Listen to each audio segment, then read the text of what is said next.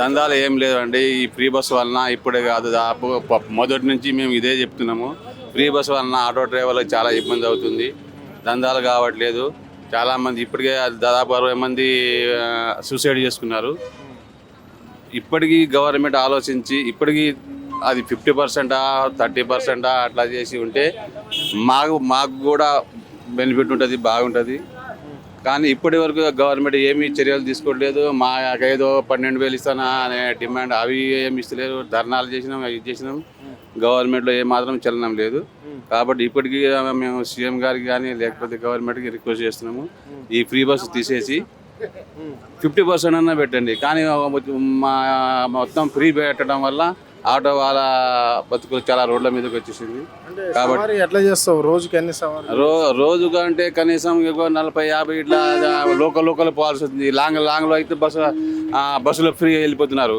Local ఖాళీలో మాత్రం 40-50 రూపాయలు. ఇట్లా ఎన్ని 40-50 కొడితే 1000 కావాలి. కాబట్టి మా ఏ పెట్రోల్ పోను, మాకు ఖర్చులు పోను, కనీసం 600-700 కూడా మిగులుతలేదు మాకు. కాబట్టి మేము సీఎం గారికి రిక్వెస్ట్ చేస్తున్నాము, ఒక్క వ్యవస్థని సంతృప్తి కోసం ఇంకో వ్యవస్థని నాశనం చేయవద్దు. కాబట్టి దయచేసి ఈ ఫ్రీ బస్సు తీసేయాలని కోరుకుంటున్నాం. 12,000 రూపాయలు ఇచ్చింది కదా ఆటో డ్రైవర్. ఎవరికి లేదండి, అది ఖాళీ పేరుకి మాత్రం చెప్పారు. ఇస్తామని చెప్పేసి ఇచ్చుడు లేదు, ఏం లేదు. ఇప్పటి వరకు ఏం లేదు. ఆయన ముందు ఖజానా లేదు, డబ్బులు లేవు అని ఏమో తెలంగాణ డ్యామేజ్ని తెలంగాణ యొక్క పరువుని తీసేస్తున్నారు తప్ప కానీ సీఎం ప్రవర్తన ఏం బాగలేదండి. యాక్చువల్గా అందాల పొడి అది వేస్ట్ అండి. అందాల పొడి ఇక్కడ తినడానికి సంపంగా నూనె రాసినట్టు ఉంది. అది ఇప్పుడు ఇక్కడ 200 కూడా అంత వేస్ట్ అది. అది వాళ్ళకి ఏదో సపరేట్ అంటే పర్సనల్ బెనిఫిట్ ఏం వస్తుందేమో కానీ తెలంగాణకి ఇమేజ్ అయితే ఏం పెరగదండి. ఒకవేళ మనం అన్ని బాగా వండి చేస్తే అది ఒక విషయం. కానీ మనం ఇక్కడ ఎక్కడే ప్రజలు అక్కడే ఆకలితో వస్తున్నారు. కానీ అది అందాల పోటీ అని చెప్పేసి అందాల పెట్టడం అది సమంజసం కాదండి. ప్లస్ ఇప్పుడు ఏంటంటే మళ్ళీ మన పాకిస్తాన్తో యుద్ధం వస్తుంది. ఆ యుద్ధం తరపున కూడా కనీసం దానికి వాయిదా కూడా వేయలేదారు. అంటే వాళ్ళు ఒంటె దిప్ప కూడా పోతున్నారు ఆ సీఎం గారు. అట్లా మనకి ఇప్పటి వరకు ఈ సీఎం చేసినట్టు ఏ సీఎం చేయలేదు.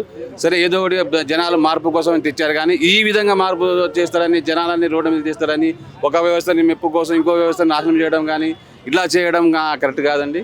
కాబట్టి ఇప్పుడు కేసీఆర్ ఇచ్చిన పథకాలు ఏవి ఆగడం లేదు, అన్ని కంటిన్యూ అవుతున్నాయి. ఇంకేడ ఆగుతున్నాయి? ఎక్కడ అన్నీ ఆగినాయి. ఒక్క విధంగా చెప్పదు, అన్నీ ఆగినాయి. కేసీఆర్ కిట్ ఆగిపోయింది, న్యూట్రిషన్ ఆగిపోయింది. అది ఆడపిల్ల పుడితే మగ పిల్లలు పెడితే 12,000 ఆగిపోయింది. రైతు బంధు ఆగిపోయింది. రైతు భరోసాని ఇస్తామని సగమే ఇస్తున్నారు. సగం మందికి 3 ఎకరాలు 4 ఎకరాలకు వచ్చింది. కొంతమంది ఎకరం వాళ్ళు కూడా రాదు. దాంట్లో అనేక కండిషన్లు పెట్టారు. ఈ కండిషన్లు పెట్టి ఆ రుణమాఫీ సరిగా కాలేదు, రైతు భరోసా సరిగా రాలేదు. ఏ వ్యవస్థ కొంతమందికి గ్యాస్ వచ్చిన వాళ్ళకి ఏమో కరెంట్ రాలేదు, కరెంట్ వచ్చిన వాళ్ళకు గ్యాస్ రాలేదు. ఈ ఫ్రీ 6 గ్యారెంటీల ఇవన్నీ దుబారా గ్యారెంటీలు అసలు యాక్చువల్గా చెప్పాలంటే. అంటే కొంతమందికి ఒక 100 మందికి ఇచ్చేసి మేము అందరికి ఇచ్చేసినాము, 1000 మందికి ఇచ్చేసి అందరికి ఇచ్చేసినాము. ఇట్లా అన్ని అబద్ధాల మీద నడుస్తుంది. కానీ ఇంతవరకు 15-18 నెలలు అవుతుంది కానీ అబద్ధాల మీద నడుస్తుంది. ఈ అబద్ధాల మీద ఎన్ని రోజులు నడవవు, ఎన్ని సంవత్సరాలు కూడా నడవవు. కానీ ఒకవేళ నడిచినా కానీ నెక్స్ట్ జనరేషన్లో కాంగ్రెస్ అనేది ఉండదు, పుట్టగతులు ఉండవు. ఆయన పెడతలేదు. ఈ భయంతోనే పెడతలేదు. స్థానిక సంస్థలు పెడితే జనాలు బుద్ధి చెప్తారు, కానీ పెడతలేరు కదా, పెడతలేరు. కాబట్టి నేను చెప్పే మా కోరిక ఏంటంటే ఈ ఫ్రీ బస్ తీసేసి మంచి పరిపాలన మేము కోరుకుంటాం. ఎవరైతే కానీ మంచి పరిపాలించాలని కోరుకుంటాం. కానీ ఈ విధంగా ఏ ముఖ్యమంత్రి ఈ విధంగా చేయదని మేము చూస్తాం. నాకు 51-52 సంవత్సరాలు నాకు.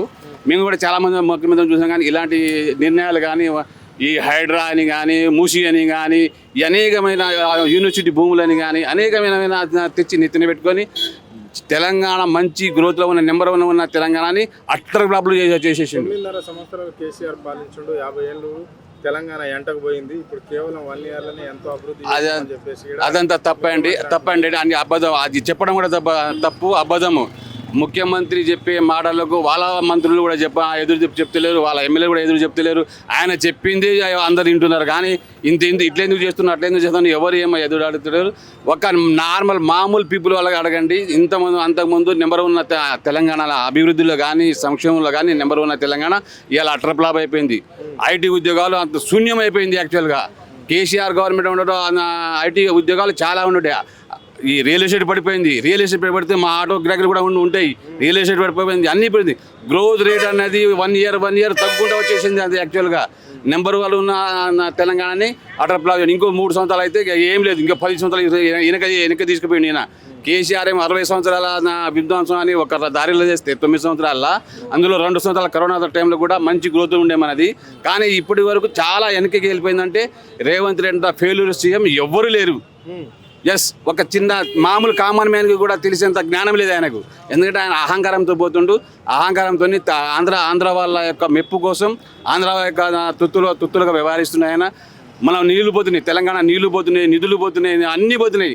మన తెలంగాణకు సెక్రటరీ కానీ ఏమైనా సలహాదారులు ఆంధ్ర నుంచి తెచ్చుకుంటారంటే ఇంత దౌర్భాగ్యం ఎక్కడ లేదండి. ఆ కాళేశ్వరం ఇంత మంచి ఉన్న దానికి కూలేశ్వరం సర్వనాశనం చేసింది తెలంగాణని. దాంట్లో నీళ్లు మొత్తం తీసేసి ఇప్పుడు ఉసుకే తోడేస్తున్నారు. కానీ దాన్ని కట్టేసి నీళ్లు ఇస్తే తెలంగాణ వ్యవసాయ వాళ్ళు పంటలు పండించుకొని ఎంత మంచిగా ఉంటుండేవి. కానీ ఇప్పుడు ఆ ఏరియాలో వాళ్ళు ఎవరికైనా అడుగు, మొత్తం సూర్యాపేట కానీ కొంచెం మా దగ్గర అది సూర్యాపేట వరకు నీళ్లు అనేది ఎప్పుడు లేని నీళ్లు సూర్యాపేటలో సస్యశ్యామలుగా పాలిన వరి పంటలు పడినాయి. 9 సంవత్సరాలు 5-6 సంవత్సరాల్లో నీళ్లు తేయడం వల్ల 3.5 కోట్ల ధాన్యం పండిస్తే ఈ సంవత్సరం నుంచి తగ్గిపోయాం. అసలు మొత్తం బీడు పెట్టేసినారండి.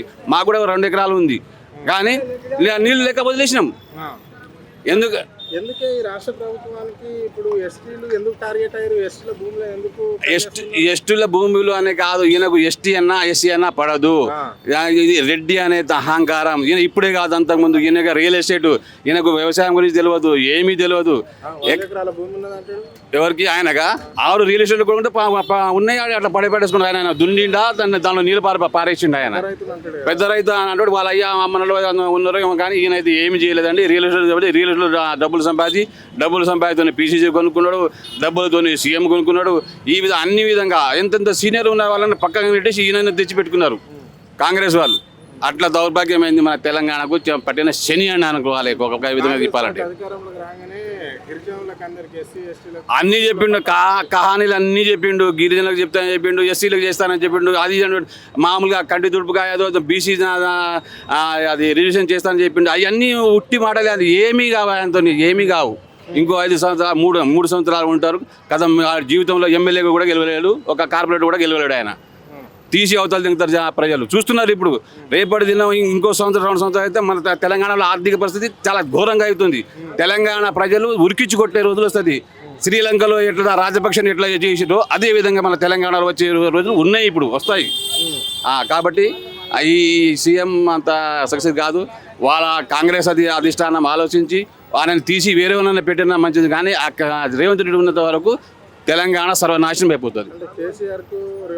చాలా డిఫరెంట్ అండి. కేసీఆర్ ఎక్కడ, ఈయన ఎక్కడ అండి? చాలా డిఫరెంట్. కేసీఆర్ ఉన్నప్పుడు 9 సంవత్సరాలు సస్యశ్యామల నీళ్లు పారినాయి, నిధులు పారినాయి, అన్ని గ్రోత్ రేట్లు, జిఎస్టీలు అన్ని ఫస్ట్ ఉన్నాను. మనం ఎక్కడో ఏర్పడి 9 సంవత్సరాలు కాదు, అందరికన్నా టాప్లో ఎందుకు పెట్టి కష్టపడి చేస్తేనే వచ్చింది.